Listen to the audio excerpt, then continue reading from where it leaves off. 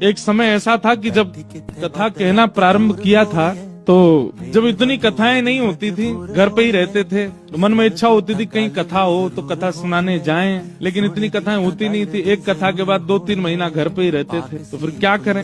अध्ययन करने के बाद मन होता था कुछ तो सुनाएं, किसी को तो सुनाएं। तो हमारी माता जी एक दिन बोली, वो लाला, गौशाला में इतनी सारी गैया हैं हमारे घर पे, ये सब भी तो श्रोता हैं, और इन जैसे श्रोता कोई नहीं मिलेगा। संसार के श्रोता तो बात करते रहेंगे, फोन चलाते रहेंगे और जाने क्या क्या करते हैं, पर इनके पास तो फोन भी नहीं होता। गैयाओं के पास कहाँ फोन होता है। और गैया बोलती भी नहीं है, बढ़िया प्रेम से अपना बैठी बैठी चारों खाती रहेगी, कथा सुनती रहेगी। हम सुबह सुबह जाते थे अपने गौशाला में, गायों को कथा सुनाते थे। 4 बजे जाते थे, 4:30 बजे करीब गैया, चारों तरफ गैया, बीच में तखत लगा के, व्यास मंच बना के और भागवत जी पधरा के, पर गैयाओं को ही कथा सुनाते थे। और ये क्रम बहुत दिनों तक किया।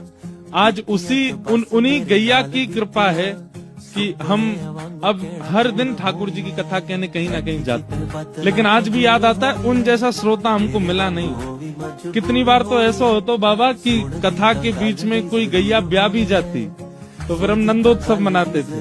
पूछते थे ग्वारिया बाबा से, कौन भयो, लाला भयो कि लाली भाई? तो कहते लाला भयो, तो नंदोत्सव मनाते। और कोई गैया की अगर लाली होती तो फिर राधाष्टमी महोत्सव मनाते। और राधाष्टमी महोत्सव, अब जैसे यहाँ नंदोत्सव होता है तो चॉकलेट फेंकते हैं, टॉफी लुटाते हैं सबको। गैयान के बीच में क्या करें, तो गुड़ लेके आते थे छोटे छोटे। तो नंदोत्सव के दिन गुड़ के लड्डू, छोटे छोटे गुड़, और या फिर दलिया बनवाते, दलिया बनवा फिर गैयाओं का उत्सव करते थे। बहुत आनंद आता था। क्या